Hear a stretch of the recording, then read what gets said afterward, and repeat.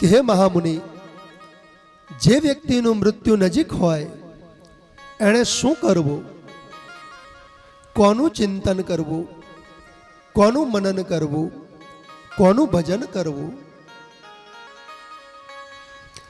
ત્યારે સુખદેવજી કહે છે કે હે રાજન, જે ભાગવતની કથા મારા પિતાજીએ મને કહી હતી એ જ ભાગવતની કથા હું તમને સંભળાવીશ. એના થકી જ તમારો મોક્ષ થશે.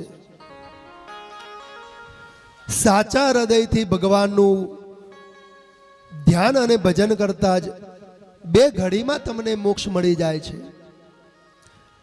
નહીતર હજારો વર્ષના ફેરા મારો તો પણ તમને મોક્ષ નથી મળતો. રાજા ખટવાંગને 2 ઘડીમાં મોક્ષ મળી ગયો હતો. તારે તો હજી 7 દિવસ